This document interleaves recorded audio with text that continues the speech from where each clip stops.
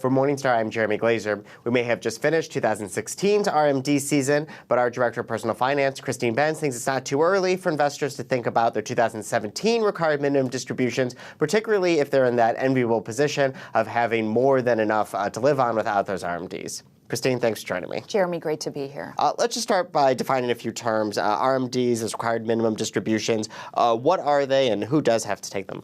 So if you have assets that are in a traditional IRA, maybe a traditional company retirement plan, once you pass age 70 and a half, you need to begin taking these distributions. They're calculated, the amount that you take is calculated based on your life expectancy. You go on to the RMD tables and divide your balance by a factor to arrive at how much you need to take out each year. The basic idea is that if you've been taking advantage of these tax-sheltered investment vehicles over your accumulation years, at some point the tax benefits have to come to an end and the government starts to want to take a little bit of a piece of your assets. So that's the basic idea behind RMDs. You're required to take the distribution, but you're not required to spend it, of course. So many retirees are taking this out of a tax-sheltered account. Maybe they want to put it back into a tax-sheltered account. Is that something that's feasible? Well, no. When it comes to a traditional IRA, you can't get the money back into the kitty once you've taken it out. And when you think about it, why would you even want to do that? Because this account is subject to RMDs. So you might be able to get it back in there, but you'll have to take it out at some point, at which point you'll owe taxes on it. So you cannot get it back inside of a traditional IRA. If you have some sort of earned income, though, and so this wouldn't be income from Social Security, it wouldn't be income from your portfolio. If you have some sort of work income enough to cover the amount of your contribution to a Roth IRA, then you can, in fact, make a Roth IRA contribution post RMD age. And this is also true if you have a spouse who is still working. So as long as the spouse has enough income to cover perhaps both of your Roth IRA contributions, you're okay. So that's definitely something to consider. I sometimes talk to retirees who say, you know, I was interested in working a little bit on a part-time basis, maybe doing some consulting in retirement, whatever it might be, and this was an additional impetus to consider doing so. I wanted to be able to take some of my RMDs and get them into something with some more favorable tax treatment than a taxable account. But if you have no earned income and your spouse has no earned income, do you have any options? Not within retirement accounts. You'd need to turn to a non-retirement account, a traditional taxable account, taxable brokerage, or mutual fund account. So if I am looking at some of these traditional taxable accounts, then what are some steps I could take to reduce taxes or reduce the potential tax liability down the road? Well, I think you want to take a step back and think about your time horizon for that money. If it's money that you've already identified that you don't need, money that has come out of your IRAs or 401ks and you don't need it, chances are you have a pretty long time horizon for that money, so you'd want to have the money invested chances are in some sort of equity investment, certainly broad market exchange-traded funds, or even traditional index funds can be a great option in terms of reducing the drag of ongoing taxable distributions.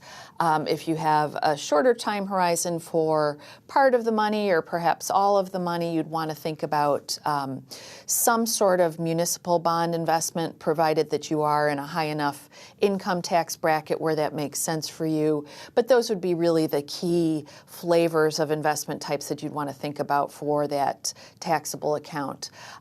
You may also think about some sort of a tax-managed fund. So one that I often recommend is Vanguard Tax Managed Balance. It's actually kind of a hybrid of equity index exposure as well as municipal bonds all in one package, and it gets rebalanced in a tax-efficient way. So that might be another idea, especially if it's not an especially large kitty and you want it to be well diversified.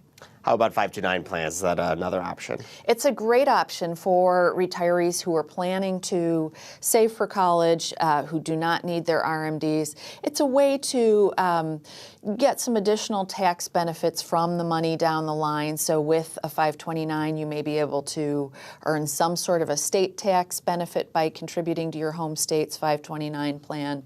And of course, the money will enjoy tax-free compounding and assuming that you use the money for some sort of qualified higher education expenses, the money will enjoy tax-free withdrawals as well. How about qualified charitable distributions? This is a great strategy if you had 2016 RMDs that you didn't need. That ship has already sailed. You would have needed to gone through the steps to do a QCD by year end.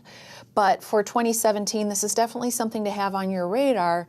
And the basic idea there is that you are letting your investment provider work directly with the charity of your choice. The idea is that the charity receives your part of your distribution up to $100,000 directly. You never touch the money, so that money does not affect your income, your adjusted gross income on your tax return. So this can be a really neat strategy. Even if you are making a fairly small charitable contribution per year, it can be something to think about doing with part of your required minimum distribution. And we're sitting here in early 2017. Is there any reason that you should take a 2017 RMD earlier in the year, or does it really make sense to wait till the end of the year? Well, it's a great question, Jeremy. And the important point to remember is that those RMDs are based on your balance at year end of the year prior. So for 2017 RMDs, that RMD amount is going to be calculated off of your December 31st, 2016 balance. So that's really already set. You do not have the ability to affect the amount that you take out based on your timing of that distribution.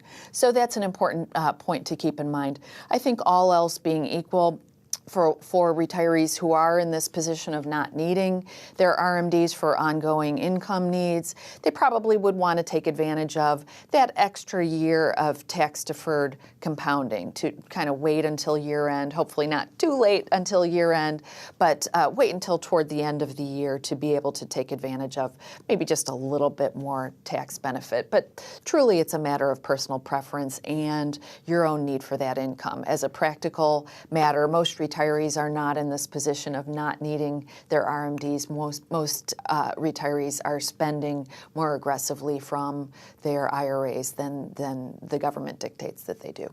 Christine, thanks for joining me. Thank you, Jeremy. For Morningstar, I'm Jeremy Glazer. Thanks for watching.